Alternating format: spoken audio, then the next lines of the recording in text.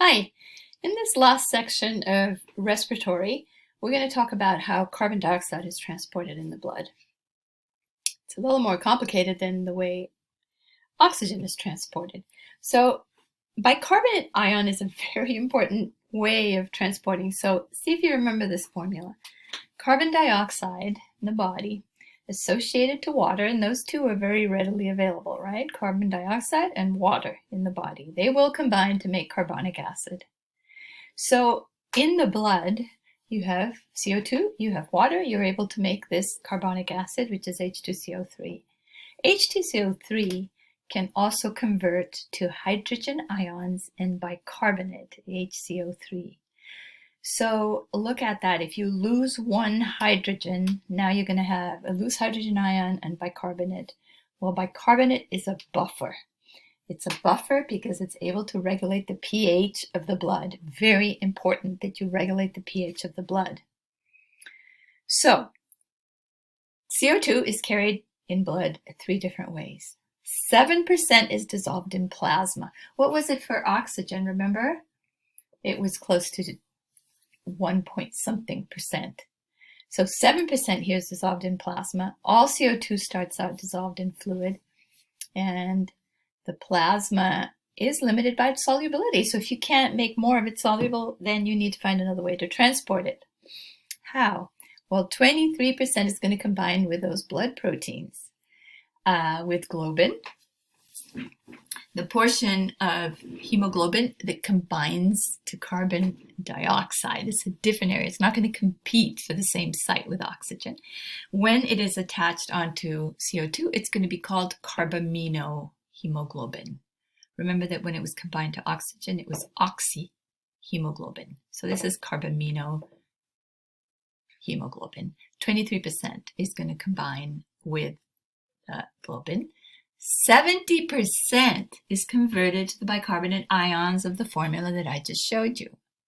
So 70% of this CO2 is going to combine with water, form carbonic acid, and then convert into bicarbonate. So it's kind of like killing 2 birds with 1 stone.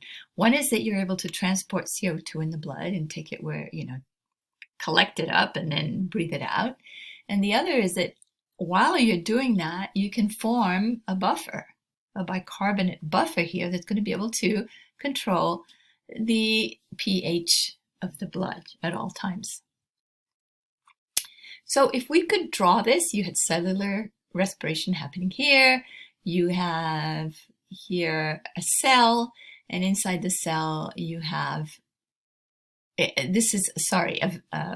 a capillary, and inside the capillary you have a red blood cell.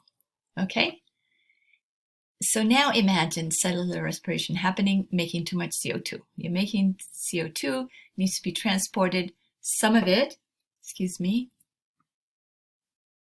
is going to come right here and dissolve. 7% is going to dissolve in the plasma. Remember, this is the capillary.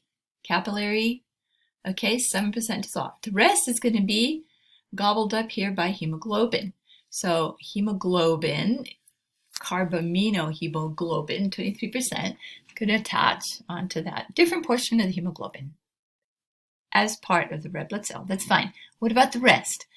The rest, in the presence of an enzyme, carbonic anhydrase, is going to form H2CO3, which is going to break down, this is that formula, to bicarbonate and hydrogen ions.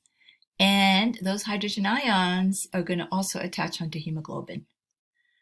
Okay, they are not going to be a problem. What happens to the bicarbonate? We need that as a buffer, right? Well, we export it to the plasma, and there you go. It travels in the plasma as bicarbonate. In the case of acidity, it's going to attach onto that molecule.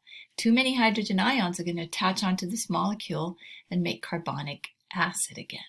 So it is a molecule that we want because it's very flexible. It can either donate hydrogen ions or accept hydrogen ions, and in that way regulate pH.